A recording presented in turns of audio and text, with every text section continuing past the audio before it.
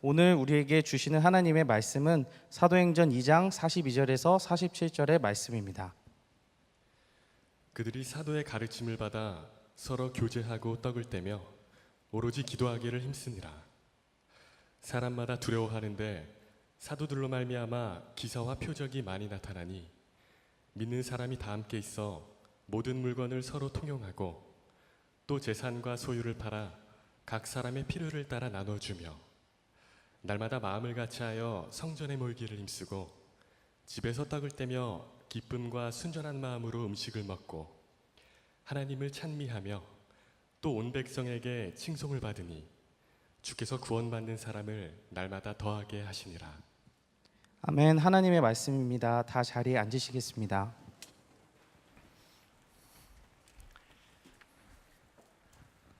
네, 오늘 젊은이 교회 예배, 주일 예배 함께 할 수 있음이 참 기쁨입니다. 하나님께서 우리 가운데 함께 하시고 우리의 예배를 기뻐하시는 줄로 믿습니다. 오늘 우리 황민 전도사님 가정 하나님께서 부르셔서 남해 고현교회로 담임자로 내려가게 됐습니다.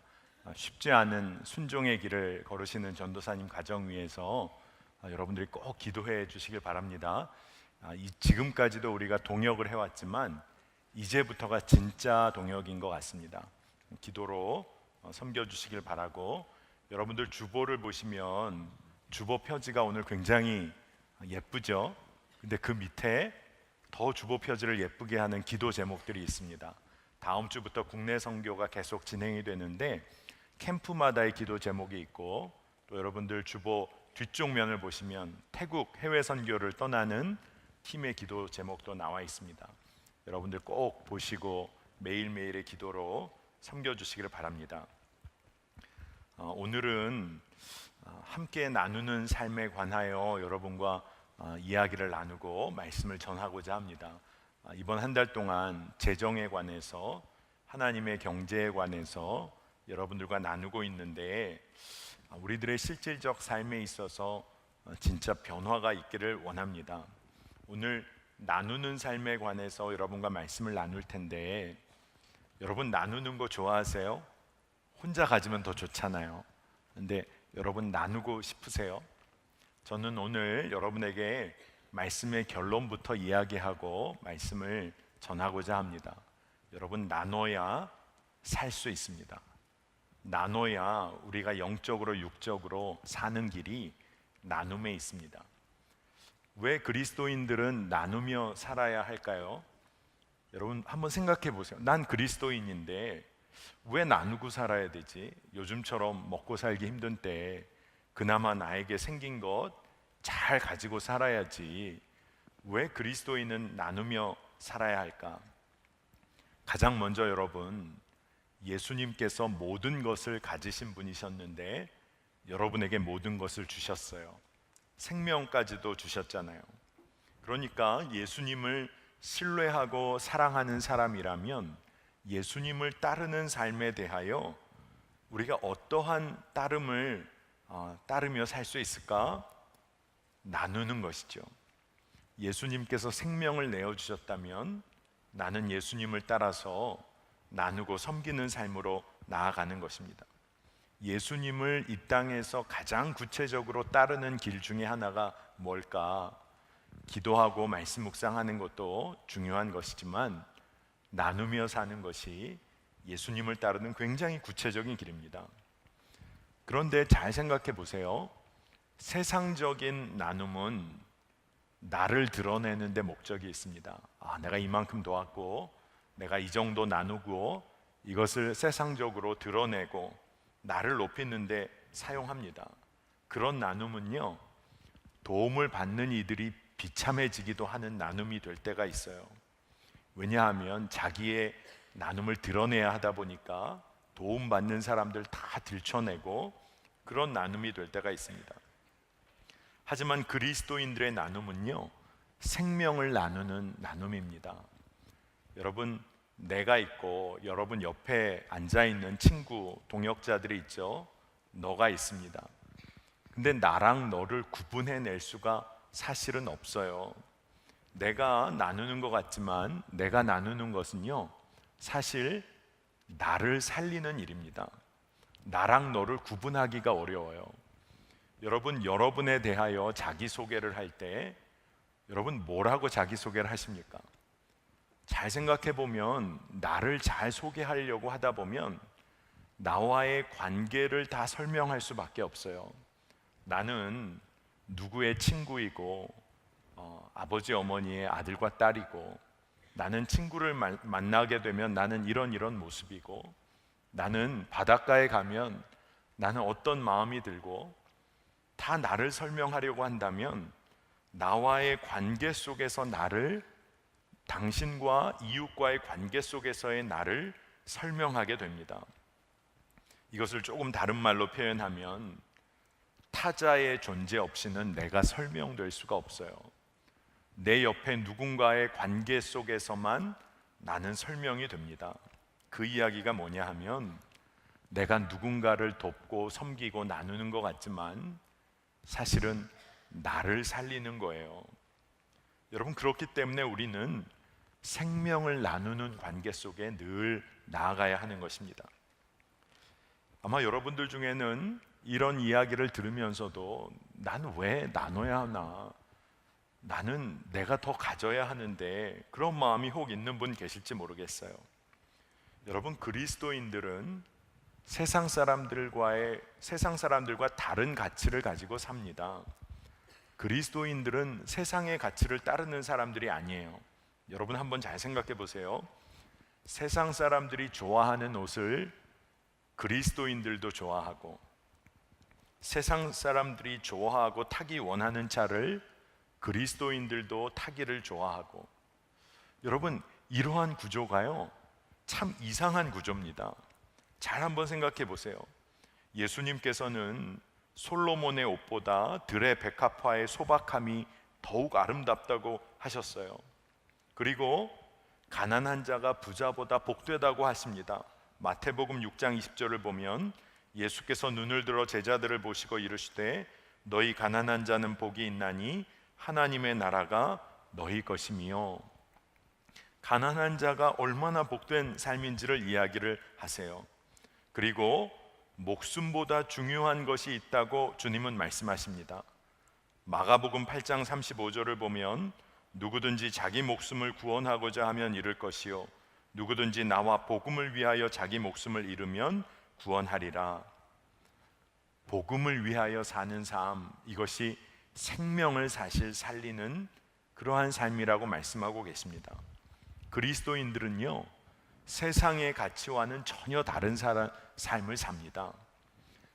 조금 어색한 예가 될런지 모르지만, 여러분, 목회자가 예를 들어서 제가 오늘 주일 젊은이 교회 예배를 위해서 교회에 차를 몰고 들어오는데 스포츠카를 몰면서 설교하러 왔다고 생각해 보세요.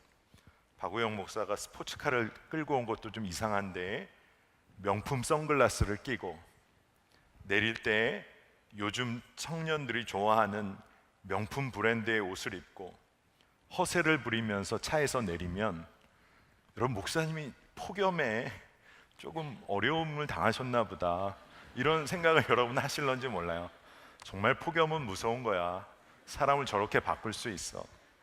근데 여러분, 뭔가 이상하잖아요. 근데 왜 우리가 그러한 이상함을 느끼죠? 목회자이기 때문에 이상하다고 느끼는 걸까요? 사실은 그리스도인의 삶이 어떠해야 하는지를 우리 마음의 밑바닥에는 사실 우리가 알고 있는 거죠. 우리가 어떻게 살아가야 할지 우리는 사실 알고 있어요. 우리는 나누며 사는 삶의 부름을 받았습니다. 근데 나누는 삶이 진짜 왜 중요한지를 진짜 알아야 합니다. 그것은 우리가 예수님을 따르는 삶은 자기를 부인하고 십자가를 지는 삶인데, 나누는 삶은 자기를 부인하는 삶의 가장 구체적인 실천이 됩니다. 요즘 시대가요 소비를 통해서 안정감을 느끼는 시대예요. 많은 사람들이 안정감, 안전함을 누리기를 원하는데, 많은 현대 사람들은 소비를 할수록 안정감을 누린대요. 그리고 내가 누군가에게 사랑받고 있다는 느낌을 받기 위해서 소비한다고 합니다. 그리고 소비하고 소비할수록 많은 사람들이 나를 중요한 사람이라고 여겨준다고 그런 느낌을 받게 되기 때문에 요즘 시대의 사람들은 돈을 소비하기 원하고 돈을 더 갖기 원하고 그리고 누군가에게 드러내기를 원하는 것이죠. 우리가 살고 있는 이 사회의 삶이요, 정말 이상하게 흘러가고 있어요. 그리스도인들의 삶은 예수를 따르는 삶인데 정말로 우리는 이 삶, 예수를 따르는 삶과 요즘 시대의 소비를 중요시하는 삶이 얼마나 다른지를 우리가 보게 됩니다. 그런데 믿음을 가지고 주님을 따르는 삶은 이런 소비 중심의 삶, 그리고 모든 것을 경제적인 힘으로 해결하려는 이러한 삶, 담대하게 등지는 삶입니다. 믿음의 삶은요, 세상이 말하는 삶으로 함께 따라가는 게 아니라 거슬러 가는 삶이에요. 그런데 이 거슬러 가는 삶에 있어서 굉장히 중요한 삶의 방식이 나눔이라는 것입니다. 여러분, 나누며 사는 삶은요, 그리스도인들에게 선택사항이 아닙니다. 내가 나눌까 말까 선택사항이 아니라 하나님의 명령이에요. 형제자매를 돌보는 일, 고아와 과부와 객을 돌보는 일, 종들과 이방인들을 돌보고 그들이 인간다운 삶을 살도록 돕는 일, 이웃을 내 몸과 같이 사랑하는 일, 이게 하나님의 명령입니다. 그런데 이 명령은 명령이기 때문에 우리가 꼭 해야 하는 일이기도 하지만 이 명령은 우리로 하여금 삶을 느끼고 경험하게 하기 때문에 너무나 중요해요. 여러분, 나눔의 현장에 가면 하나님이 일하심을 구체적으로 경험하게 됩니다. 하나님이 사랑의 공급원이 되시고 근원이 되시기 때문에 그래요. 사랑의 원천이신 하나님으로 인해서 우리가 나눔의 현장에서 살아나게 됩니다. 여러분, 정말 나누는 삶, 그곳으로 나아가셔야 돼요. 그런데 오늘 초대교회 공동체의 삶에 관하여 본문 말씀을, 우리가 성경 본문의 말씀을 보니까 그들이 어떤 삶을 살았는지 굉장히 간략하게 기록을 합니다. 42절 말씀을 보면 그들이 사도의 가르침을 받아 서로 교제하고 떡을 떼며 오로지 기도하기를 힘쓰니라. 교제하고 떡을 떼는 삶을 살았는데 그들이 기도하기에 전념했어요. 기도하는 삶이 우선이 됐습니다. 여러분, 지독한 자기 사랑을 넘어서는 방법이 뭐죠? 기도로부터 시작이 됩니다. 하나님의 사랑 안에 깊이 거하는 그러한 삶을 누리기 시작하고 하나님 사랑의 풍성함을 누리기 시작을 하면요, 율법적인 명령 때문이 아니라 넘치는 은혜를 경험해서 나누기 시작합니다. 서로의 필요를 채워주게 돼요. 여러분, 오늘 아마 대부분 그래도 가까운 친구들이나 또래들이 옆에 앉아서 예배 드리실 텐데 옆에 사람을 살짝 쳐다보시고 다시 저를 보세요. 이 친구가 과연 내가 나의 필요를 채워줄 친구인지 한번 생각해 보세요. 내가 정말 먹을 것이 없을 때, 내가 정말 어려울 때 이 친구는 날 도울 거다. 여러분, 믿어지세요? 네. 아니라고 마음속으로만 대답을 하기 바랍니다. 다 그러실 거예요. 그런데 서로의 필요를 채워주는 관계, 서로가 서로를 채워주는 데에는 믿음이 필요해요. 어떤 믿음이 필요하냐 하면 하나님이 나의 일용할 양식을 채우신다는 믿음이 필요해요. 그리고 하나님의 임재를 지금 내가 경험하는 삶이 쌓이기 시작하면 그 사람은 서로를 돕고 나누는 일에 있어서 두려워하지 않습니다. 하나님 나라의 영원함을 지금 누리는 거예요. 그러니까 누군가를 돕고 섬길 수가 있습니다. 형제 자매의 필요를 채워줄 수가 있어요. 그리고 내가 아낌없이 나누게 되는 데 있어서 또 다른 믿음 하나는 내 형제 자매도 나의 필요를 채워줄 거라는 믿음이 있을 때 가능해져요. 그리스도 안에서 형제 자매들은요, 사실 어떤 일만 하게 되냐 하면 서로 주는 일만 하는 거예요. 받는 거 없어요. 주기만 합니다. 그런데 놀라운 것은 예수 그리스도 안에서 서로 형제 자매고 서로의 삶을 지탱해 주는 관계 가운데 있다 보니까 나는 주기만 하는데 말도 안 되게 내가 받는 자리에 있는 거예요. 왜냐하면 나의 형제 자매도 그가 사는 방식도 주기만 하는 삶을 사니까 나는 또 받는 자가 되는 거예요. 여러분, 나눔이라는 것은 놀라운 것들을 이루어냅니다. 그런데 우리가 오늘 말씀을 들으면서도 우리의 마음에 내가 그것을 어떻게 해? 내가 어떻게 나누며 살 수 있어?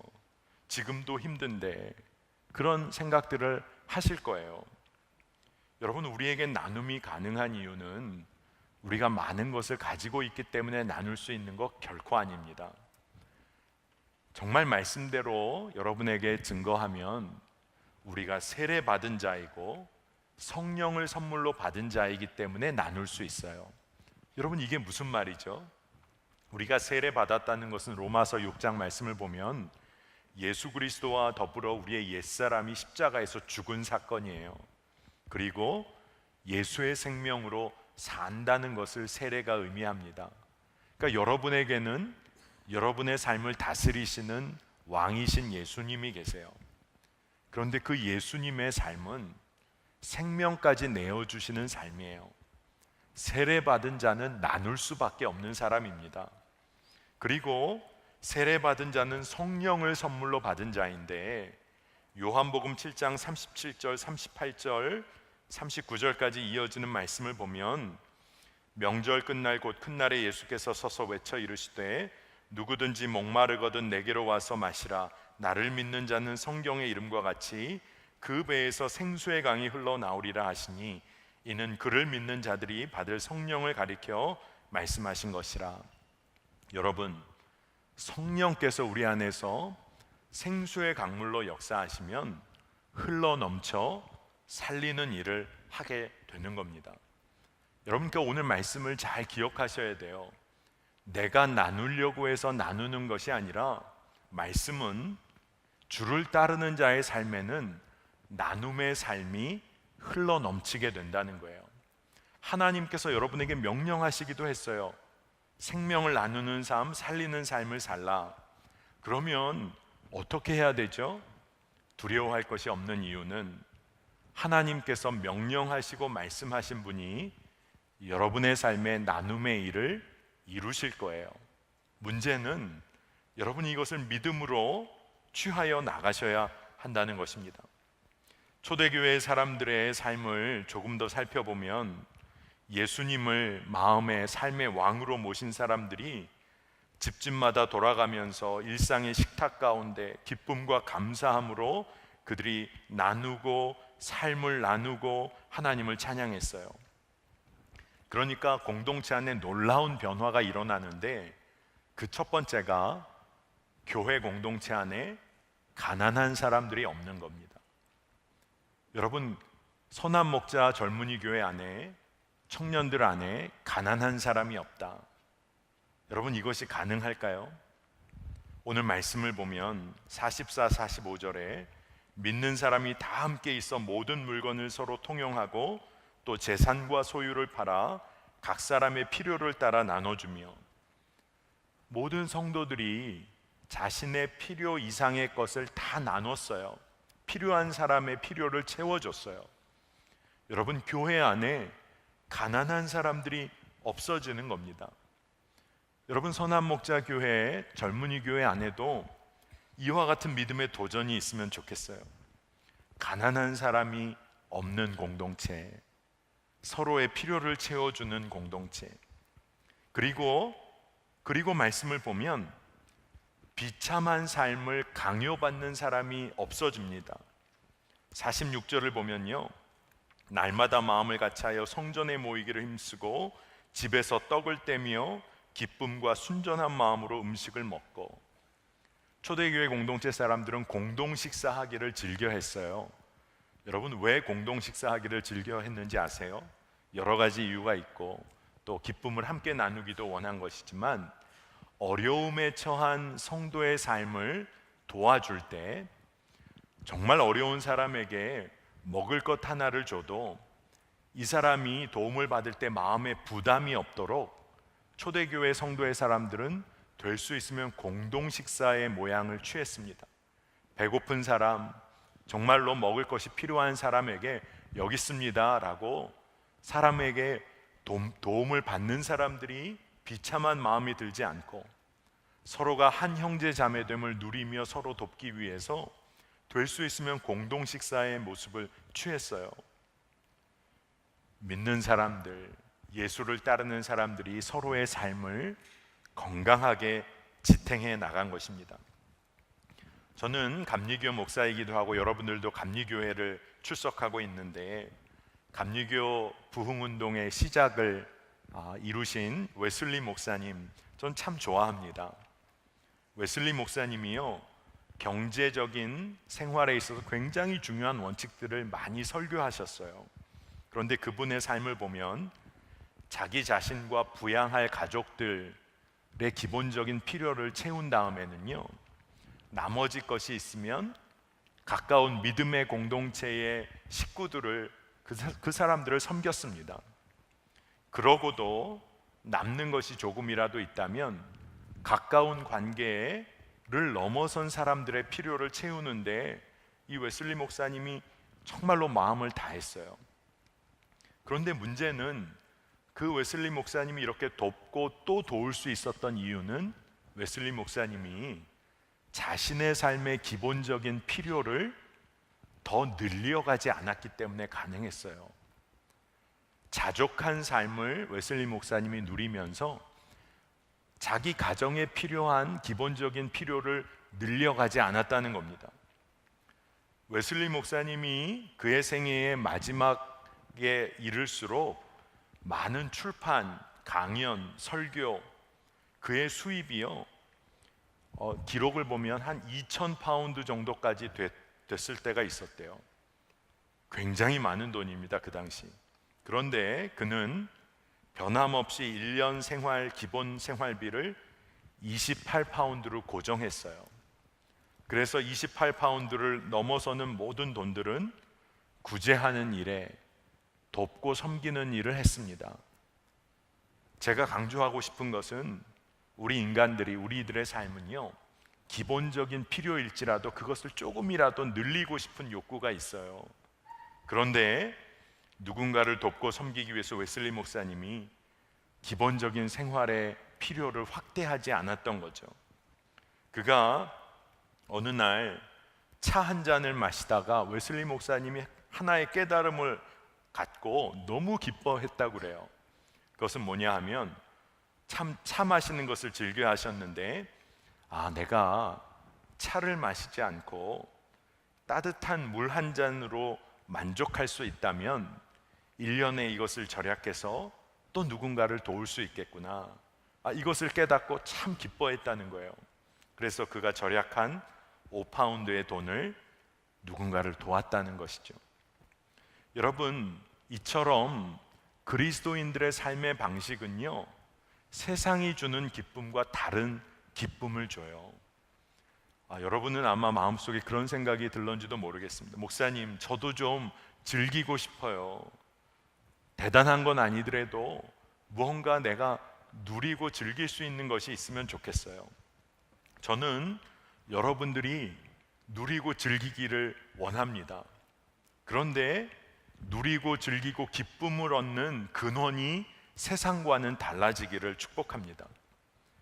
예수님을 따르는 사람들, 초대교회의 사람들이요, 완전히 세상과 다른 삶을 살았어요. 초대교회가, 또 로마 시대의 교회가 부흥했던 이유는요, 기독교가 교리나 신학이 뛰어나서가 아니라 믿음을 가진 성도들의 삶 그 자체가 달랐기 때문에 그래요. 로드니 스타크라는 사회학자가 그 당시의 삶을 연구했는데, 가난한 사람들뿐 아니라 지위가 높은 로마 시대에 지위가 높은 사람들도 기독교에 큰 관심을 가졌다는 거예요. 그런데 그 이유가 그들의 삶의 방식이 달랐기 때문입니다. 질병이 창궐할 때 다른 종교, 다른 사람들 다 도시 떠났는데 그리스도인들은 남아 있었어요. 사람들 돕기 위해서. 로마 시대는 강인한 사람들을 우선시했던 시대입니다. 그러니까 아이가 태어났을 때 아이가 좀 약해 보이면 부모들이 아이를 버리고 영아를 살해할 수도 있었대요. 그런데 그리스도인들 그것을 다 거부했습니다.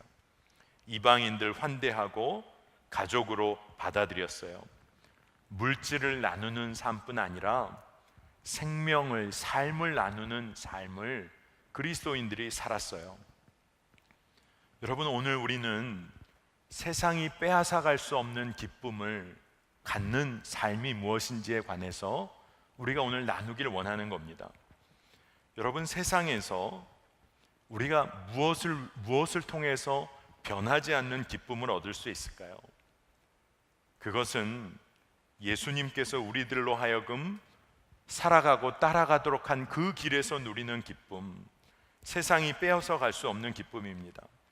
오늘 말씀을 보니까 47절에 하나님을 찬미하며 또 온 백성에게 칭송을 받으니 주께서 구원받는 사람을 날마다 더하게 하시니라. 사도행전 2장의 마지막 구절은 구원받는 사람을 하나님께서 날마다 더하게 하셨다는 거예요. 그리고 많은 사람들이 그리스도인들을 칭송했다는 겁니다. 그런데 구원받는 자가 늘어나게 되었다, 매일매일 늘어나게 되었다는 이 말씀이요, 저에게는 좀 다르게 들려왔어요. 전혀 다른 삶의 방식을 가지고 나누고 섬기고 사랑하는 사람들의 수가 날마다 늘어났다. 구원받는 사람의 수가 날마다 더해졌다는 것은 오늘 이 초대교회의 상황에서 보면 나누고 사랑하고 섬기는 진짜 구원받은 자의 수가 날마다 늘어갔다는 거예요. 여러분, 사회가 바뀌어지지 않겠어요? 공동체가 속한 사회와 관계가 바뀌어지지 않겠어요?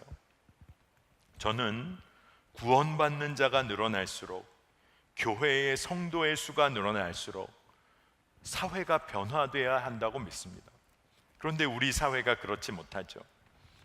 아마 여러분들 중에 이런 질문을 하실 수도 있어요. 목사님, 그렇게 나누고 나누다 보면, 그리스도인들이 세상에서 그렇게 나누고 섬기기만 하면 그리스도인들만 가난해지는 것 아닙니까?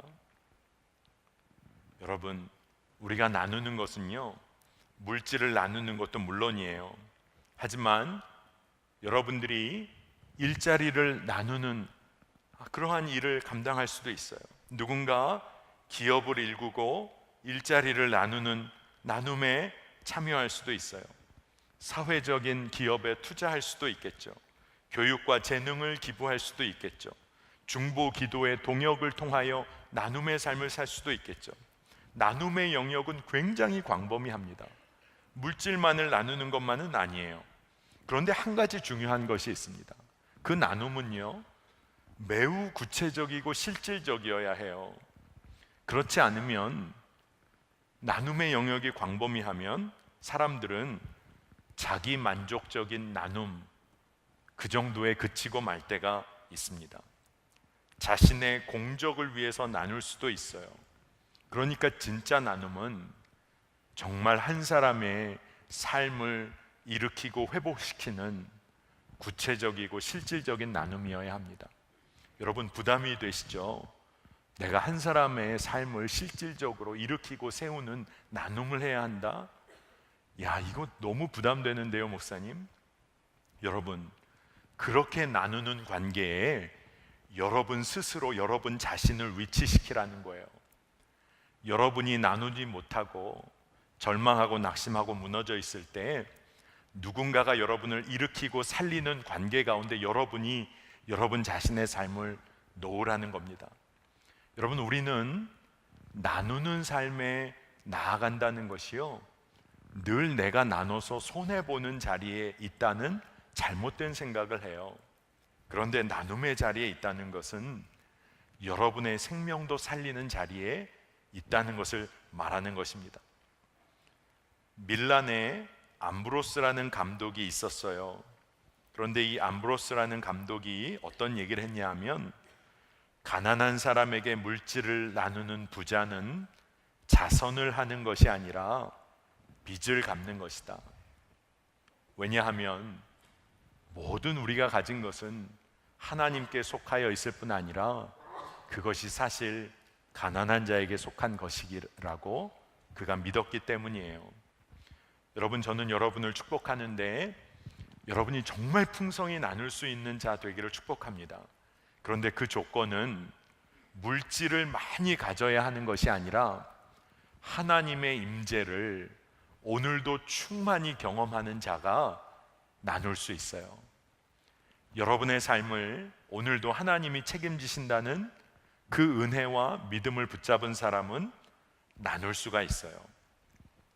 제가 지난주 설교 때 제가 미국에서 공부하고 목회하던 시절의 이야기를 많이 나눴습니다. 그러고 나니까 지난주에 예배 끝나고 한 청년이 저에게 와서 정말 이제 결혼을 앞두고 있나 봐요.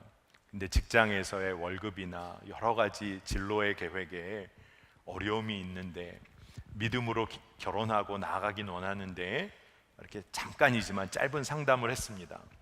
제가 그래서 다시 얘기했어요. 아까 설교에도 말했잖아. 난 50만 원일 때 결혼했어. 그 얘기를 해줬어요. 그리고 믿음으로 반응하는 것에 관하여 서로 이야기를 나눴습니다. 근데 그 이야기의 핵심은 뭐였냐 하면, 하나님이 오늘도 내 삶을 채우신다. 하나님은 나에게 오늘도 임재하셔서 나의 필요를 채우시고 내 삶을 인도하신다. 하나님의 임재를 구체적으로 경험한 사람은 두려움 없이 나아갈 수 있을 뿐 아니라 나눌 수 있다는 거예요. 제가 미국에서 파트타임 전도사 한 4년차, 5년차 정도 될 때였습니다. 그때 박사과정 공부를 계속하고 있을 때라 주중에는 공부하고 주말에는 전도사 시절을 보냈어요. 뉴욕 물가가 맨하탄에 학교가 있었는데 그 기숙사 아파트 값이 꽤 비쌌습니다. 처음에 제가 한 1,100불 정도를 내면서 살기 시작했는데 학교지만 물가가 오르니까 한 7, 8%씩 매해 기숙사비가 오르는 거예요.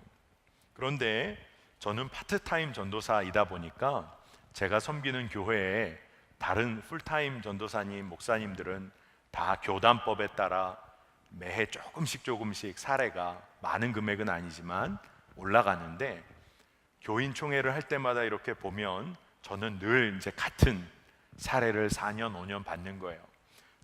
그래도 전 참 감사했습니다. 근데 어느 날 제 아내랑 이제 한 5년 차쯤 되는 학교에서 가을 학기 기숙사비를 내려고 이렇게 계산을 하는데 11조 띄고 기숙사비 띄고 감사헌금 그리고 교회가 있는 곳까지 가는데 주유비 뭐 톨비 이런 거 정말 필요한 것들을 다 이렇게 제하고 나니까 남는 돈이 제가 한번 전에 나눴을 거예요. 50불이 남더라고. 50불. 한 5만 원 정도 돈으로 한 달을 살아야 하는. 그래서 제 아내랑 그거를 다 계산하고 나서 아내가 이거 뭐냐고 막 소리를 지른 게 아니라 아내가 환하게 웃어줬어요. 저를 보고. 그게 무슨 의미인지 잘 몰랐지만 저도 환하게 웃었습니다. 한 달에 5만 원 갖고 사는 상황이 됐는데 아내와 함께 웃을 수 있었던 게 너무 감사했어요. 아내에게도 감사하고 하나님에게도 감사하고. 근데 제 마음에 뭔가 담대한 마음이 하나 생겼는데, 한 가지가 뭐냐 하면 교회에 가서 담임 목사님에게 이 상황을 한번 얘기를 하면 아마 합리적으로 이해를 해주실 것 같다. 여기서 한 이제 5년 가까이 사역을 했는데 이런 변화가 있었는데 이런 얘기를 하면 이해를 하시지 않을까. 그랬다가 바로 제 마음에 제가 크면서 배운 것이 있거든요. 목회자가 사례에 관해서 말할 게 아니라 하나님만 믿고 나아가야 한다. 저희 어머님이 귀에 못이 박히도록 말씀해 주셨거든요. 그래서 바로 마음을 접었습니다. 그리고 다 잊어버리고 살았어요. 근데 그해 가을에 교역자 리트릿을 갔습니다. 뉴욕 북쪽에 호수가 있는 멋진 곳에 숙소는 오두막 캐빈에 가서 1박 2일 리트릿을 하는데, 저녁을 식사하고 호숫가에 어떻게 우연히 담임 목사님이랑 이렇게 서게 됐어요. 근데 담임 목사님이 저에게 갑자기 박 전도사님, 어제 주일에 얘기해 줬어야 되는데 잊어먹었다고 하시면서 목회협조위원회라는 회의가 있는데, 거기서 회의를 하다가 장로님 몇 분이 박우영 전도사가 4, 5년 청소년부에서 귀하게 사역을 했는데 이러한 이유로 이 정도의 금액을 이제는 올려줘야 하지 않겠느냐고 이야기를 하시면서 모든 사람들이 회의에서 찬성을 해서 결정이 났다는 거예요. 제 마음에 이 결정이 나기 전에 담임 목사님 찾아가서 이러한 이야기를 했으면 얼마나 우스웠을까.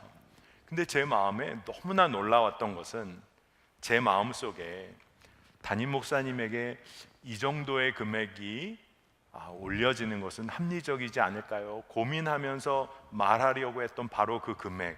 하지만 아니지, 마음을 고쳐먹고 그냥 하나님만 의지해야지 했는데, 너무나 정확하게 그 금액을 교회에서 결정해 주셨다는 거예요. 제 마음에 우연이지라고 할 수도 있겠지만, 제 마음에는 하나님은 하나님이시지. 그래서 엄청나게 경제적으로 여유가 생긴 건 아니에요. 그런데 제 마음에는 어떤 믿음 하나가 생겼냐 하면, 걱정할 게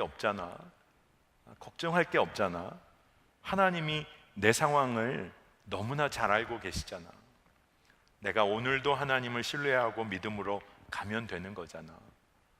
그리고 그 이후에 하나님께서 계속해서 훈련을 시키시면서 경제적인 문제뿐 아니라 나누는 삶에 관하여 눈을 열어 주셨어요. 여러분 어떠세요? 매일매일 구체적으로 하나님의 임재를 경험하기 시작하면 우리의 삶은요, 정말로 담대하게 나누고 섬기고 살리는 일에 나아가게 됩니다. 웨슬리 목사님이 1760년, 굉장히 오래전이죠. 그때 유명한 설교 하나를 하셨어요. 부의 위험, The Danger of Riches. 부의 위험이라는 설교를 하셨는데, 이때 굉장히 중요하게 다룬 성경 구절 하나가 디모데전서 6장 9절입니다. 부하려 하는 자들은 시험과 올무와 여러 가지 어리석고 해로운 욕심에 떨어지나니 곧 사람으로 파멸과 멸망에 빠지게 하는 것이라.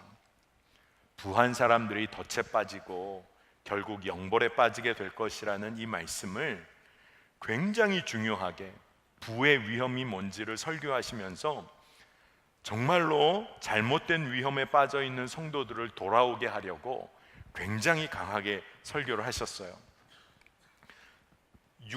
디모데전서 6장 8절, 지금 본 거 바로 한 절 위에는 뭐라고 돼 있냐 하면, 우리가 먹을 것과 입을 것이 있은즉 족한 줄로 알 것이니라. 여러분, 성경에 이런 구절이 있는지 아셨어요? 우리가 먹을 것과 입을 것이 있은즉 족한 줄로 알 것이니라. 근데 웨슬리 목사님이 이 말씀을 설교하시면서 해석하시고 설명하실 때 뭐라고 하셨냐 하면, 먹을 것과 입을 것보다 더 가진 사람, 그리고 계속 그것을 가지고 있으려는 사람들은, 그 사람들은 다 부자에 속하는 사람들이다 라고 얘기했어요. 이 중에 부자 엄청 많습니다. 오늘 먹을 것과 입을 것보다 조금 더 가진 사람, 그리고 계속 가지려 있으려고 하는 사람들이 부자에 속한다는 거예요. 여러분, 아마 어떤 분들은 어떻게 이런 것을 부자라고 할 수 있습니까? 그렇게 말씀하실런지 몰라요. 그런데 웨슬리 목사님은 부에 관하여 굉장히 넓은 범위로 설명을 하셨어요. 그러면서 돈을 사랑하는 것이 죄인데, 죄라는 것은 더 많이 욕구하는 것이라고 정의를 합니다. 여러분, 삶에 필요한 것을 건강하고 적당하게 욕구하고 사는 것은 죄가 아니에요. 그런데 적절하게 요구하고 욕구하는 것을 넘어서는 것은 죄와 연관이 된다는 겁니다. 그러니까 여러분, 어떻게 건강하게 욕구하는 것과 과하게 욕구하는 것을 구분할 수가 있겠어요? 굉장한 지혜가 필요한 것이죠. 그러다 보니까 그리스도인들 가운데 이것을 모호하게 그저 넘어가면서 그냥 스스로 정당화하면서 죄 가운데 걸어가는 그리스도인들이 많다는 거예요. 오늘 저는 여러분들에게 이 부분을 꼭 여러분 점검하시면 좋겠어요. 내가 건강하게 욕구하고 누리는 것과 보다 더 많은 것을 얻고 욕구하려는 것, 이 사이에 내가 어디에 놓여 있는지. 왜냐하면 돈을 사랑하고 더 많은 것을 가지려고 하는 사람들은요, 한 가지 성향을 갖게 돼요. 무슨 성향을 갖게 되냐 하면 하나님 없이 행복을 추구하게 돼요. 그런데 이것이 죄와 직결된다는 겁니다. 돈을 관심 갖게 돼요. 더 많은 것 가지고 싶어요. 그리고 그것이 조금 이루어져요. 그러면 하나님 없이도 행복할 수 있구나, 세상에서. 그리고 그 길에 빠지게 된다는 것입니다.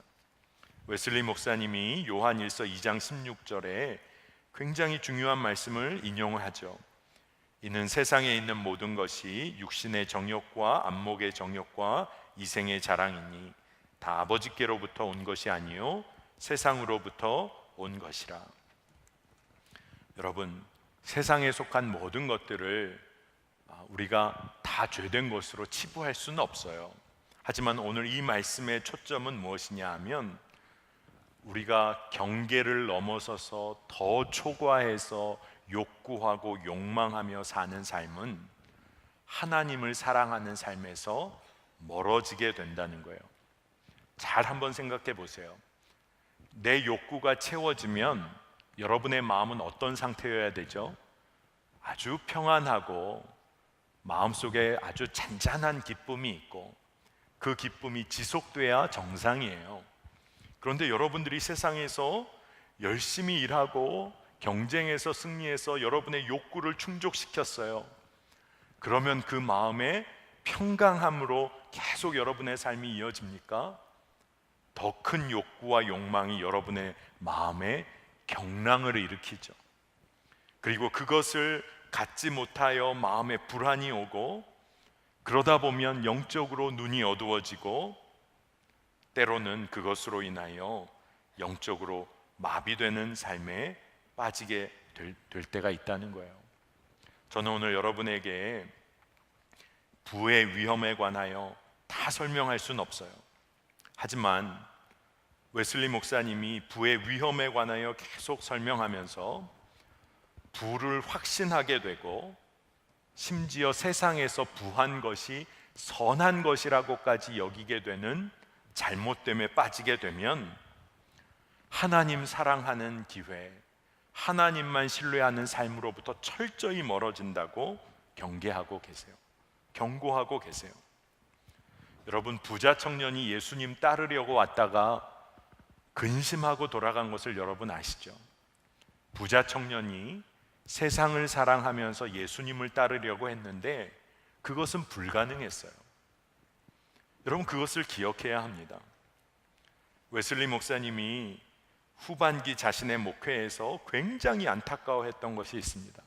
그것은 뭐냐 하면 초창기 부흥운동을 함께 했던 성도들, 함께 믿음에 도전을 했던 성도들의 삶 가운데 그들이 근면하고 자기 절제를 하고 정말로 열심히 살면서 그들의 삶에 하나님이 물질의 축복을 주셨을 때 그 물질의 축복으로 인하여 거꾸로 그들이 부패하고 쇠퇴하는 모습을 보게 되면서 웨슬리 목사님이 마음이 너무나 힘들었어요. 그리고 뭐라고 얘기를 하냐 하면 이러한 쇠퇴의 이유를 아주 명확하게 분석합니다. 성도들 안에 자기를 부인하는 실제적인 실천이 없었기 때문에 실패했다. 자기를 부인하는 실천이 없었기 때문에, 이것을 다른 말로 하면 그들이 나누며 살지 않았기 때문인 것이죠. 오늘 말씀에 제가 조금 더 여러분에게 전하고 싶은 말씀이 있지만, 한 가지, 웨슬리 목사님이 그렇기 때문에 감리교도들, 감리교회의 성도들에게 하나님의 경제 원칙을 세 가지로 설명을 합니다. 첫 번째가 할 수 있는 한 벌라는 거예요. 돈 많이 벌라는 게 아니라 근면하게 할 수 있는 대로 열심을 내어서 영혼과 육체가 해가 되지 않는 한에서 건강한 범위 안에서 돈을 벌라는 거예요. 그리고 할 수 있는 한 저축을 하라고 했어요. 근데 저축하라는 것은 미래를 위해서 저축하라는 의미가 아니라 필요하지 않은 것들이 낭비되지 않도록, 기본적인 필요를 채운 후에 남는 것들이 낭비되지 않도록, 다시 말해서 나누기 위해서 저축하라는 거예요. 그리고 세 번째, 처음에 할 수 있는 한 벌고 할 수 있는 한 저축하라는 것은 마지막 원칙, 원리를 위해서 가장 중요한 원리를 남겨놓은 것인데, 할 수 있는 한 다 나누어 주라는 거예요. 정말로 필요한 사람들에게 다 나누어 주라는 겁니다. 그런데 웨슬리 목사님이 자신과 함께 믿음 생활했던 성도들이 할 수 있는 한 열심히 버는 일, 거의 대부분이 그렇게 했다는 거예요. 열심히 저축하는 일, 돕기 위해서 낭비하지 않고 사는 삶에 대해서는 그보다는 좀 적은 수이지만 그렇게 했다는 거예요. 그런데 열심히 다 나눠주는 일은 성도들 중에 거의 하지 않았다는 거예요. 그러면서 웨슬리 목사님이 지옥에 있는 사람의 숫자가 2배가 되었다라고 탄식을 했어요. 여러분, 정말로 이러한 삶 가운데 하나님을 사랑하고 하나님을 섬기고 이웃을 살리는 일, 그것과 벗어난 삶으로부터 우리의 삶이 치유되는 유일한 방법은 우리에게 필요 없는 소비와 삶, 경제를 열정적으로 끊어내는 일이에요. 웨슬리 목사님 표현을 그대로 옮기면, 당신이 지옥의 끔찍함으로부터 벗어나고자 한다면 당신이 할 수 있는 모든 것을 나누어 주라. 이것이 유일한 치료법이다 라고 그의 설교를 마칩니다. 저는 여러분들에게 우리가 정말로 우리에게 사랑과 능력과 삶의 생명의 공급자이신 하나님을 우리가 신뢰한다고 하면, 그렇다면 우리가 나누는 삶을 살아야 돼요. 그리고 그것이 우리가 영적으로 육적으로 살아나는 굉장히 중요한 길입니다. 처음 예수를 따랐던 교회 공동체가 살았던 길이 바로 그 길이에요. 제가 오늘 말씀을 준비하고 어제 오늘 지내다가 시 하나를 설교 말미에 좀 읽어드리고 설교를 마치면 좋겠다 생각이 들었어요. 혹시 아는 분들이 계실 겁니다. 미야자와 겐지라는 분의 비에도 지지 않고 라는 시예요. 이분은 어떤 분이냐 하면 일본 동화 작가, 여러분들 아는 분들은 아마 은하철도 999, 은하철도 999가 원작이 있었는데 그 원작 은하철도의 밤이라는 글을 쓴 분이기도 해요. 농민을 사랑하고 또 문학을 사랑했던 그런 일본인이신데, 그가 비에도 지지 않고라는 시를 썼습니다. 조금 길지만 여러분에게 좀 나눠 드릴게요. 비에도 지지 않고 바람에도 지지 않고 눈에도 더위에도 지지 않는 튼튼한 몸으로 욕심도 없이 결코 화내지 않으며 언제나 조용히 웃는다. 하루의 현미 사홉과 된장과 약간의 야채를 먹고 모든 일에 대하여 자기 입속을 따지지 않고 잘 보고 들으며 이해하고 그래서 잊어버리지 않고 들의 소나무 숲속에 작은 초가 오두막에 살면서 동쪽에 아픈 아이가 있으면 가서 병을 돌봐주고 서쪽에 지친 아낙네가 있으면 가서 볕단을 지어 나르고 남쪽에 죽어가는 사람이 있으면 가서 두려워하지 말라 위로하고 북쪽에 싸움이나 소송이 있으면 사소하니까 그만두라 말하고 가물 때에는 땀을 흘리고 냉해인 여름에는 허둥대며 걷고 사람들에게는 얼간이라 불리고 칭찬도 받지 않고 미움도 받지 않는 그런 사람이 나는 되고 싶다. 이렇게 시가 끝납니다. 목사님이 무슨 뜬금없이 이런 시를 읽어주나. 여러분, 한 시인, 한 문인이 그가 세상을 바라보며 어떠한 사람으로 이 사회와 함께 살기를 원하며 소원하며 쓴 시의 부분이죠. 여러분, 우리 그리스도인들은 이 땅에서 어떤 노래와 어떤 소망으로 이 땅에서 살아가야 할까요? 저는 미야자와 겐지의 이 시처럼 살자는 이야기를 하려는 게 아니라 우리가 가지고 있는 믿음과 소망과 하나님 나라를 향한 마음, 우리의 사랑, 우리의 능력, 힘의 공급처는 오로지 하나님이심을 우리가 믿고 취한다고 한다면, 예수님이 나누시고 생명까지 나누신 그 삶을 우리가 기억한다면 우리는 미야자와 겐지와는 다른 어떤 노래를 부를 수 있을까? 여러분, 꼭 오늘 우리 안에 그 질문이 성령 안에서 대답되어지는 은혜가 우리 가운데 있기를 축복합니다. 자, 우리 함께 기도하겠습니다. 우리 기도하겠는데 정말 오늘은 좀 여러분의 마음에 하나님 주시는 생각, 성령께서 주시는 생각으로 기도하면 좋겠습니다. 자기를 부인하고 예수님 길 걷기를 우리가 오늘 기도했으면 좋겠습니다. 깊은 기도 가운데 우리가 예수님 안에 거하면서 우리 삶에 사실 분에 넘치게 베풀어 주신 생명이 있는데, 하나님, 우리가 세상과는 전혀 다른 삶을 누리고 나누게 하여 주옵소서. 세상과 전혀 다른 가치와 믿음을 살아내는 청년 공동체 되게 하여 주옵소서. 주님, 제 삶이 어려운 이유가 혹시 나누면서 누려야 할 풍성함을 누리지 못함이 아닙니까? 하나님, 나누는 믿음을 주시고 나누는 도전으로 나아가게 하여 주옵소서. 우리 함께 기도함으로 나아가겠습니다. 하나님 감사합니다. 오늘 우리의 삶에 주님을 더욱 의지하기를 원합니다. 주님, 나를 부인하고 주님만을 신뢰하는 삶을 우리에게 주시기를 원합니다. 주를 더욱 바라보는 자 되게 하여 주시기를 원합니다. 하나님, 예수님 안에 거하고 주여 우리의 삶에 넘치도록 부어주신 생명의 은혜를 나누는 자 되게 하여 주시기를 원합니다. 세상과 전혀 다른 가치와 믿음을 살아내는 청년 공동체가 되어지기를 원합니다. 나누는 것이 살 길임을 깨닫게 하여 주시기를 원합니다. 예수님 따르는 삶을 담대하게 걸어가기를 원합니다. 우리의 삶의 무너짐을 회복시키시고 살리시는 주님, 그 길이 우리가 나누고 함께 나누며 사는 삶임을 깨닫게 하여 주시기를 원합니다. 하나님, 흔들리지 않는 믿음으로 이 땅에서 우리가 어떠한 삶을 살아야 할지를 깨닫게 하여 주시고 하나님 믿음대로 사는 은혜를 누리게 하여 주시기를 원합니다. 주여 도우시옵소서.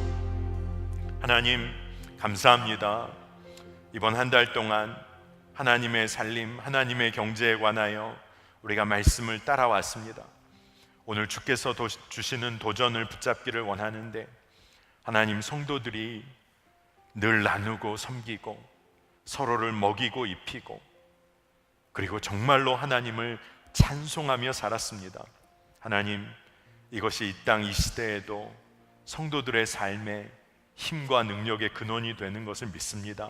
하나님, 우리 삶의 사랑의 공급원이시고 능력의 공급원이시고 우리의 삶을 다스리시고 지탱하시는 분이 하나님이신데, 이 순간 하나님의 임재를 온전히 경험하지 못하고 두려워함으로 세상 가운데 늘 방황하는 우리의 인생을 주여 긍휼히 여겨주시기를 원합니다. 하나님, 주 예수 그리스도의 십자가 붙들고 이제는 철저히 자기만을 사랑했던 삶에서 이제는 오로지 하나님 신뢰하고 생명을 흘려보내는 자로 서기를 원합니다. 주님, 나의 삶에 필요한 것은 주님이 처음부터 마지막까지 채워주심을 믿고 주여 내 삶에 넘치는 것을 흘려보내는 담대함을 주시기를 원합니다. 내 삶이 왜 여전히 궁핍하고 여전히 왜 불안하고 두려움 가운데 놓여있는 이유를 주님 보게 하여 주시길 원합니다. 하나님 이미 채우셨는데 나누지 못함으로 두려워하고 정말로 방황하지는 않았습니까? 하나님 오늘 주여 우리 청년들 성도들의 심령에 주의 마음을 부어주셔서 하나님 주님만을 신뢰하며 영원한 지금을 누리게 하여 주옵소서. 감사합니다. 우리 청년들이 세상과는 전혀 다른 가치와 믿음을 품고 살아내는 청년 공동체 되게 하셔서 세상을 넉넉히 이기고 살리는 자 되게 하여 주옵소서. 오늘 정말로 주님을 찬양하고 감사함으로 그 감사의 마음을 구별된 예물을 올려드린 우리의 청년들이 있습니다. 저들의 삶에 풍성한 나눔의 축복을 주시기를 원합니다. 또한 모든 청년들과 성도들 궁핍함과 두려움에 놓인 청년들이 있습니까? 하나님 넘치도록 부어주실 뿐만 아니라 나눌 힘과 능력을 주시는 사랑의 하나님을 붙잡게 하여 주옵소서. 하나님 그 일을 이루실 것을 믿습니다. 북한과 주여 정말로 신앙의 자유가 억눌려 있는 곳 주여 그곳에서 예배하는 이들을 주여 붙잡아 주시고 하나님 저들을 살리시고 일으키시고 믿음의 증언자로 세워주시며 우리 젊은이 교회가 이 일을 위하여 끝까지 중보하며 섬기는 교회 되게 하여 주옵소서. 감사합니다. 예수 그리스도의 이름으로 간절히 기도합니다. 아멘.